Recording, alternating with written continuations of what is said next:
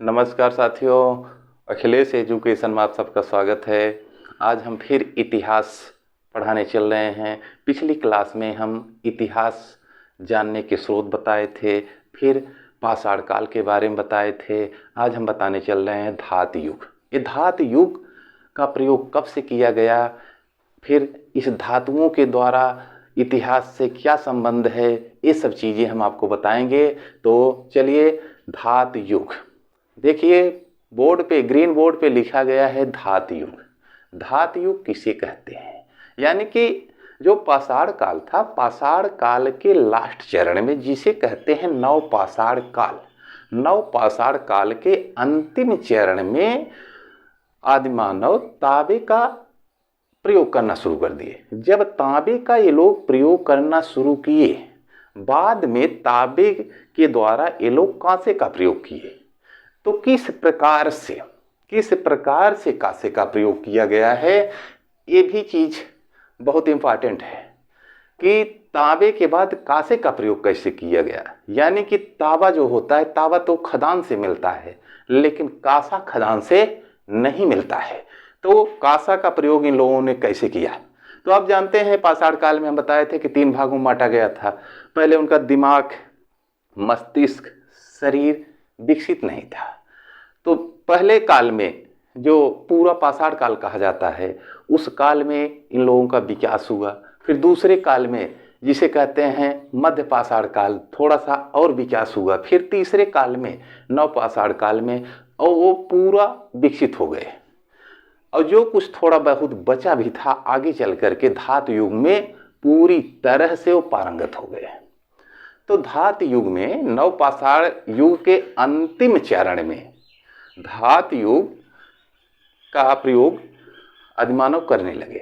जब धातु का प्रयोग करना शुरू कर दिए, तो बाद में ये लोग तांबे को कांसा में बना दिया। कांसा कैसे बनाया? इन लोगों ने क्या किया, आदिमानव लोग, कि ये तांबे को गलाया। तांबे को गलाया तो केवल तांबे को गलाने से तांबा ही बनेगा। इसलिए इन्होंने क्या किया कि तांबे को गलाया और साथ में ही जस्ता को भी गलाया।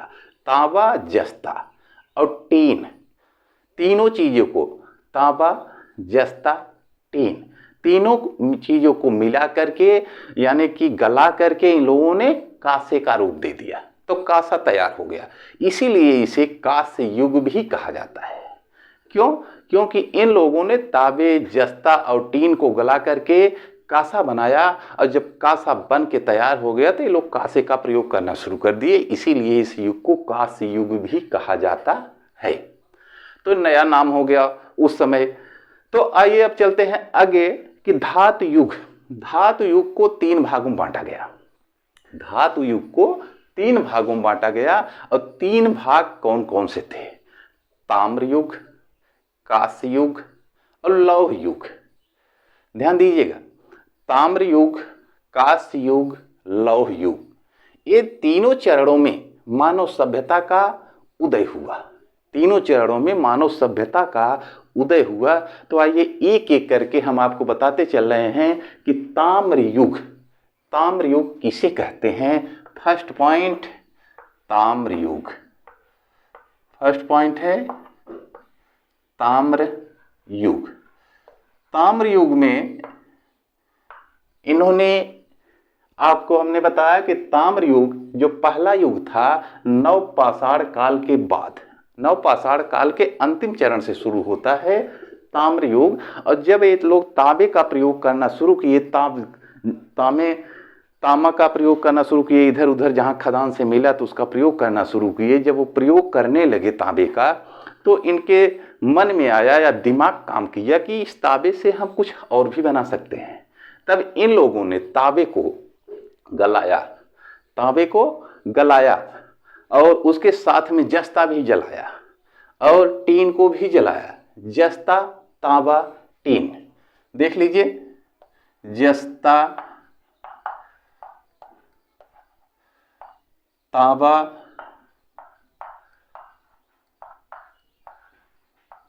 टीन। टीन, ये तीन चीजों को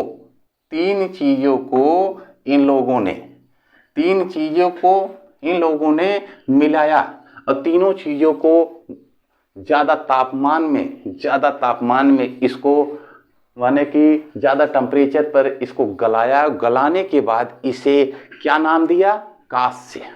इसे कांस्य कहा। इसके द्वारा इन्होंने कांस्य का प्रयोग किया और कांस्य का प्रयोग हो गया तो इसे कहा जाने लगा कांस्य युग। इसे कहा जाने लगा कांस्य युग। और जो ताम्र युग था, ताम्र युग में जस्ता, तांबा, टीन का प्रयोग ये लोग ज्यादा मात्रा में किए और इसीलिए इसे ताम्र युग कहा गया। तो ताम्र पाषाणिक भारत में उत्तरी घाटी गंगा, गंगा और यमुना के दोआब क्षेत्र के स्थलों में ताम्र उपकरण, हाथ की कुल्हाड़ी, इससे क्या किए इन्होंने? ताम्र युग में तांबे का, और कहाँ पे? गंगा यमुना के घाटी में और गंगा यमुना के दोआब में ये लोग का स्थल क्षेत्र था। तो ये लोग तांबे की कुल्हाड़ी बनाना शुरू किए। तांबे का कुल्हाड़ी बनाया। फिर मछली मारने के लिए भाला होता है, तिपाती होता है, 3 भाला उसमें होता है जिससे कि मछली को ऐसे मारते हैं। तो मछली यानी कि मत्स्य भाला भी ये लोग बनाए। ये लोग ऐसे खोज किए इसके द्वारा, तांबे के द्वारा ऐसा खोज किए। और तांबे की मूर्तियां भी इन लोगों ने बनाया। और इन उपकरणों को ये लोग बहुत अच्छे विधि से इन लोगों ने प्रयोग किया। और प्रयोग करने के बाद तब इन्होंने जस्ता, तांबा, टीन के माध्यम से ये लोग कांसा तैयार किए। जब कांसा तैयार हो गया, कांसा हर जगह चलना शुरू हो गया, हर माने जहां पर भी जो लोग सदस्य रहते थे सभी लोग बनाना शुरू कर दिए। तब इसे कांस्य युग कहा जाने लगा। पहले ताम्र युग कहा गया, फिर बाद में उसे कांस्य युग कहा गया। लेकिन जब ताम्र युग था, ताम्र युग के समय में गंगा की जो घाटी है, यमुना का दोआब है, यानी गंगा यमुना के दोआब यानी क्या जानते हैं? दोआब का मतलब होता है कि गंगा यमुना के बीच वाला जो क्षेत्र होता है उसे दोआब कहते हैं। गंगा यमुना के बीच वाला जो क्षेत्र होता है उसे दोआब कहते हैं। फिर कांस्य युग शुरू हुआ। दूसरा चरण शुरू हुआ, कांस्य युग। तब ये लोग क्या किए? कांस्य युग जब आ गया, तांबा के बाद यानी कि ताम्र युग के बाद जब कांस्य युग शुरू हो गया, कांस्य युग, तो धीरे धीरे ये इतना ज़्यादा विकसित होने लगे कि इनका दिमाग आगे बढ़ना शुरू हो गया। दिमाग इतना तेजी से विकास करने लगा कि अब हम और किस चीज़ का प्रयोग करें, कैसे प्रयोग करें जिससे कि और ज़्यादा आगे कार्य कर सकते हैं, जिससे कि और ज़्यादा देश में काम हो सके। तो इस प्रकार से जैसे तांबे से इन्होंने कांसा बना दिया, अब ये लोग कांसा माने तैयार करने के बाद क्या करेंगे? आराम से दोस्तों ऐसे इस प्रकार से क्लास कीजिए कि जैसे कि आपके दिमाग में फीड भी हो जाए और आपके परीक्षा में भी काम आए। तो कांस्य युग, आइए कांस्य युग पे बात करते हैं। मिस्र का नाम सुने होंगे, जो अफ्रीका महाद्वीप में है। अफ्रीका महाद्वीप में है मिस्र। मेसोपोटामिया व यूनान व सिंध, ध्यान दीजिएगा, अफ्रीका, मेसोपोटामिया, यूनान, सिंध के घाटी में इन उपकरणों को मुख्यतः व्यवहार में ज्यादा लाया गया है।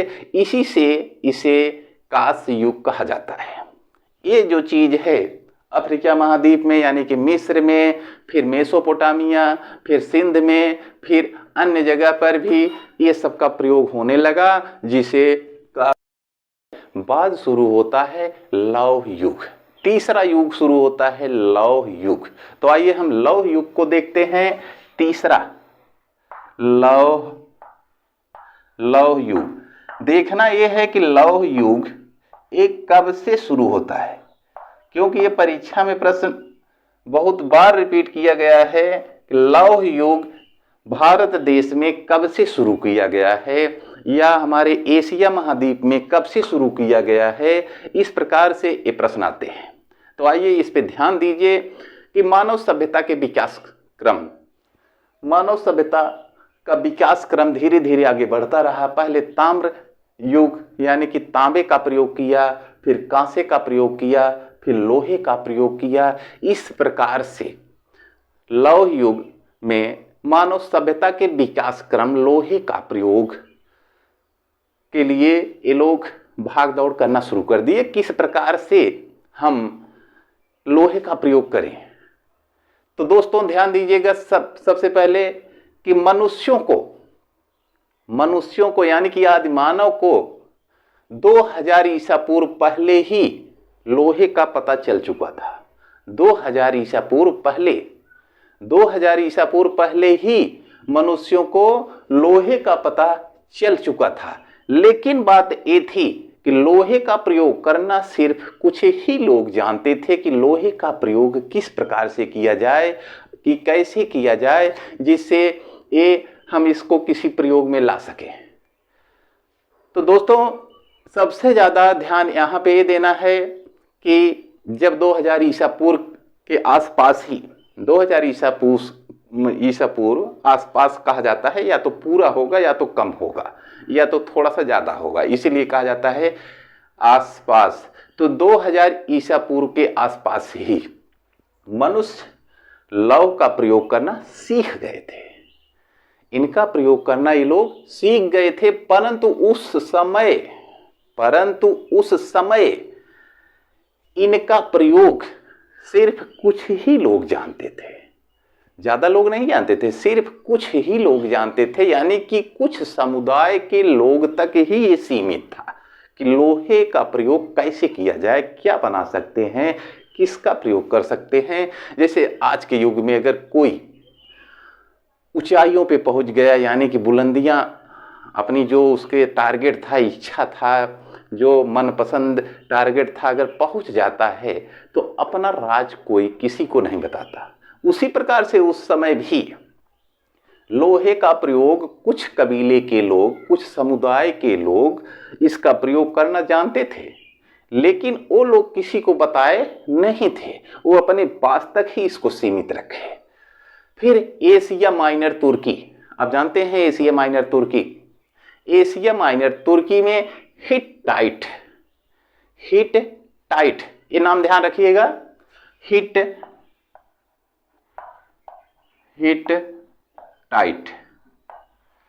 ये नाम ध्यान रखिएगा, इसलिए कि एशिया माइनर में हिट्टाइट ये आधा रहेगा।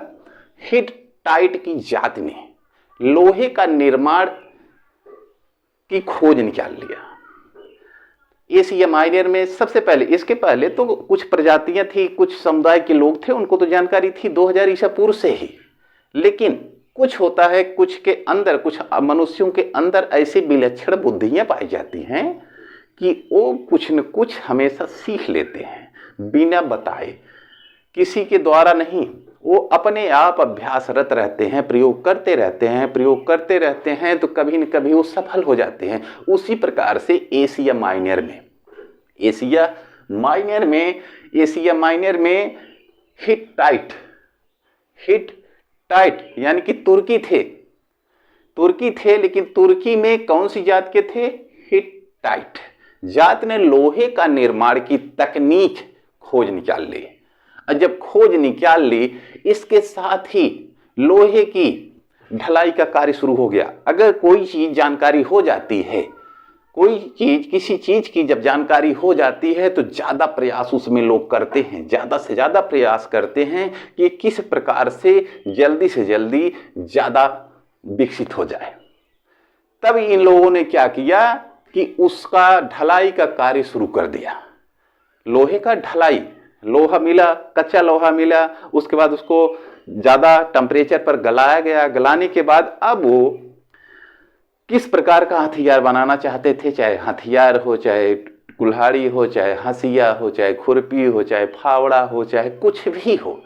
अब जब ढलाई करना ये जान गए, उसको ज़्यादा टेम्परेचर पे गला करके बनाना शुरू कर दिए, तब इनको अनेकों ढंग के हथियार, अनेकों ढंग के अपने कृषि कार्य के संबंधित जो भी हथियार था सब ये बनाना शुरू कर दिए। इसके साथ ही इन्होंने क्या किया, इन्होंने अपनी तकनीकी के द्वारा ये जानकारी तो प्राप्त कर लिया। अपनी जानकारी के हिसाब से इन्होंने ऐसा प्रयोग करना सीख गए कि ये लोहे का ढलाई के द्वारा हथियार और अन्य सामग्रियां बनाना शुरू कर दिए।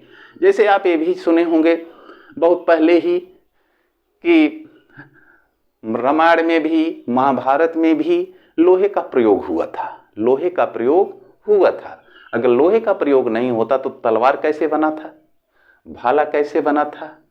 तो इसका मतलब कि ये 2000 ईसा पूर्व से ही ये प्रयोग में चल रहा था। लेकिन जैसा कि हमने बताया कि कुछ समुदाय के लोग ही, कुछ लोग ऐसे होते हैं कि कुछ चीज जानते हैं तो किसी को बताते नहीं। ऐसे ही लोग उस समय जानते थे, सिर्फ अपने जहां पर प्रयोग कर रहे थे सिर्फ अपने वंश तक उसको सीमित रखते थे, बाकी दूर दराज के लोगों को जानकारी नहीं दे रहे थे। ये तो बाद में एशिया माइनर में कुछ लोगों का दिमाग ऐसा कार्य कर गया जो तुर्की थे और हिट्टाइट जात के थे। ये लोग स्वतः ही उसकी खोज कर दिया। जब स्वतः ही खोज कर दिया, अब दोस्तों मेन पॉइंट ये है कि 1400 ईसा पूर्व एशिया माइनर में, जो अभी हम बता रहे थे एशिया माइनर में 1400 ईसा पूर्व में, 1400 ईसा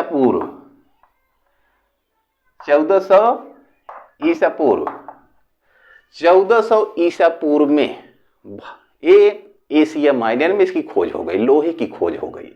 और जब लोहे की खोज एशिया माइनर में 1400 ईसा पूर्व के लगभग कहा जाता है, आप ध्यान दीजिएगा, लगभग इसलिए कहा जाता है या तो 1400 रहा होगा, या तो 1400 से कम थोड़ा सा होगा, या 1400 से ज़्यादा रहा होगा, इसीलिए 1400 ईसा पूर्व के लगभग कहा जाता है। कहीं पर अगर लगभग की बात होती है तो कम बेसी रहता है। तो 1400 ईसा पूर्व एक एनसीईआरटी की बुक में लिखा गया है कि एशिया माइनर में 1400 ईसा पूर्व में लोहे की खोज हुई थी। 1400 ईसा पूर्व में एशिया माइनर में जो ये प्रजाति है हिट्टाइट, 1400 ईसा पूर्व में एशिया माइनर में जब लोहे की खोज हुई थी, फिर भारत में लौह युग का भी प्रारंभ हो गया। भारत में लौह युग का प्रारंभ कब हुआ? भारत में लौह युग का प्रारंभ 1000 ईसा पूर्व में लोहे का प्रयोग भारत में भी शुरू हो गया। ध्यान दीजिएगा, 1400 ईसा पूर्व एशिया माइनर में, 1000 ईसा पूर्व भारत में, 2000 ईसा पूर्व ये कहाँ पे? अभी हम बता रहे थे कुछ ही समुदाय के लोग इसकी खोज कर पाए थे, केवल अपने पास तक ही सीमित रखे थे, लेकिन ये किसी को बताए नहीं थे। लेकिन 1400 ईसा पूर्व में एशिया माइनर में जो तुर्की जाति होती है, तुर्की जातियों में हिट्टाइट प्रजाति थी, इन लोगों ने उसका खोज किया। फिर 1000 ईसा पूर्व में आपके भारत देश में भी इसका जो प्रयोग करना शुरू कर दिए। कहा जाता है 1000 ईसा पूर्व में ये लोग प्रयोग करना शुरू कर दिए। 1000 ईसा पूर्व, इसके पहले नहीं।